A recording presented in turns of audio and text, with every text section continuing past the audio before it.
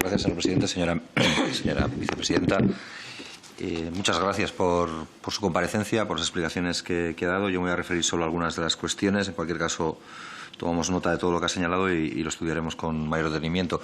Usted decía casi al final de su comparecencia que al final estarán atentos a situaciones disruptivas. Supongo que esas situaciones disruptivas son las que justifican los 10 decretos ley que ha señalado, por lo menos parte de ellos. Algunos quizás tenían que ver con una lógica secuencial ya planificada, pero otros es evidente que han respondido a la necesidad de reaccionar ante realidades sobrevenidas y no esperadas.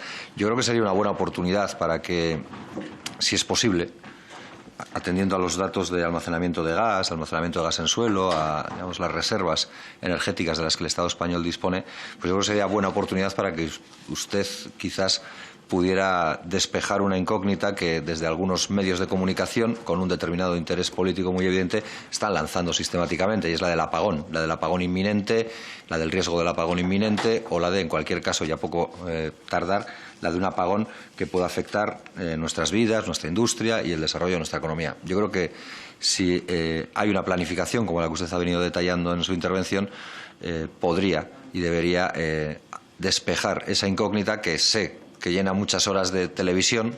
También es cierto que a todo se le llama televisión ahora, digamos que llena muchas horas de la parrilla televisiva en determinados espacios. No les oigo desde aquí, disculpen.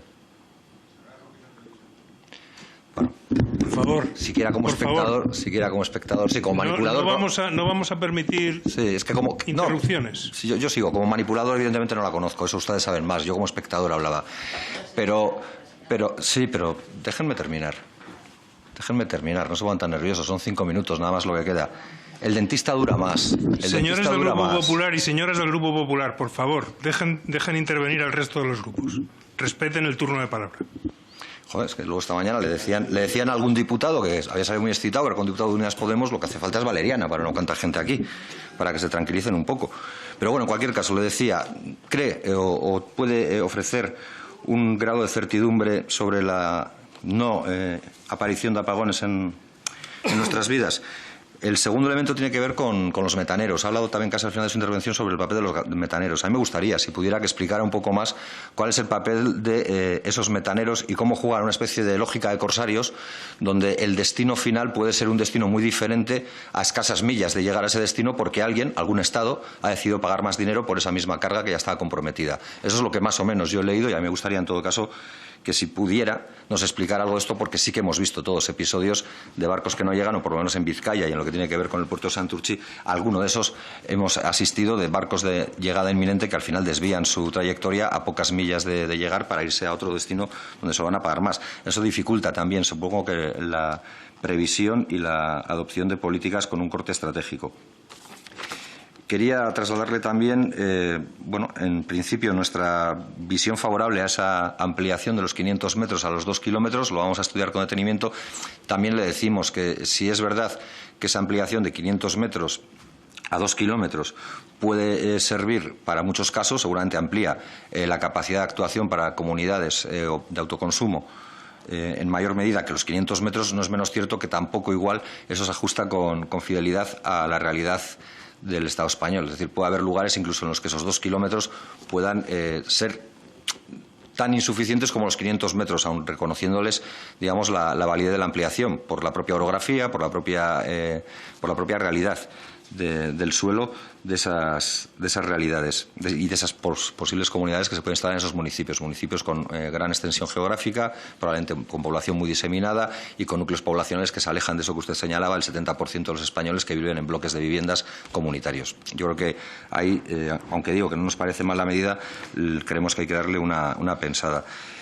Compartimos lo que se ha dicho sobre la transposición como la manera más efectiva de toda la transposición de las directivas europeas para acabar con esta especie de impasse o de dificultad para poder llevar a efecto esa voluntad expresada por muchos municipios, al menos en Euskal Herria, en la Comunidad Autónoma Vasca y en la Comunidad Foral de Navarra. Son muchos los municipios que parece que pueden estar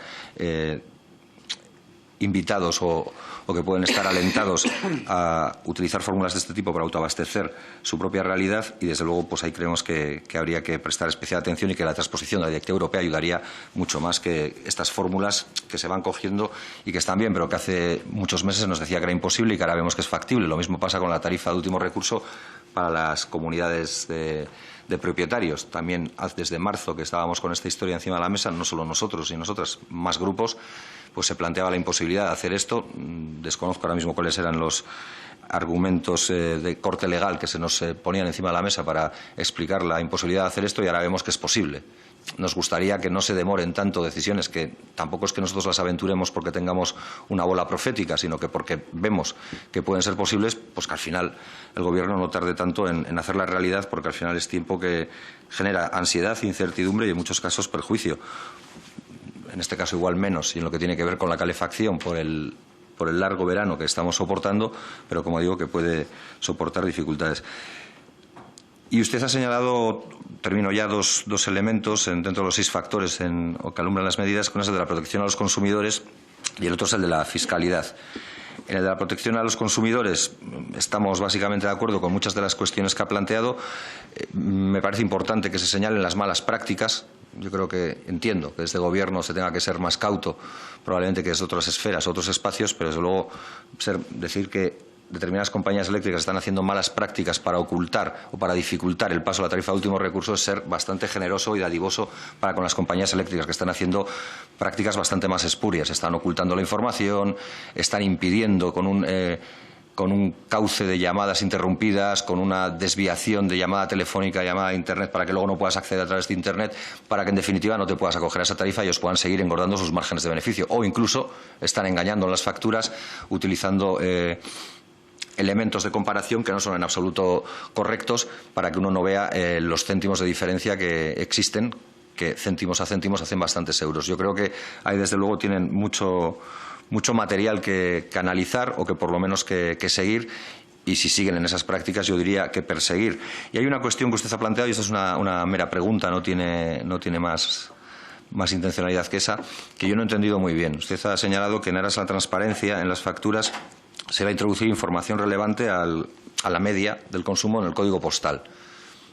Es una pregunta, pero pensando en realidades que conozco más, yo no sé en qué punto es relevante o certero, por ejemplo, poner la información del código postal de una parte de Guecho, municipio de 80.000 habitantes. Hay una parte que se llama Neguri, donde probablemente se concentren unas... Señor Matute, no nos cuente Guecho. Una de las grandes... ¿Perdón? No, que se acaba el ticket, tiene que terminar. Sí, no, ya está, no, digo, Guecho, un barrio, Neguri, contiene grandes chales y contiene una zona, un barrio que se llama Neguri Languille, que es el Neguri obrero. Digo, pues no sé si ese dato de esa media les va a servir o les va a servir de algo en casos como ese, pero simplemente quizás yo no lo he entendido bien y usted me lo puede explicar de manera más correcta. Muchas gracias.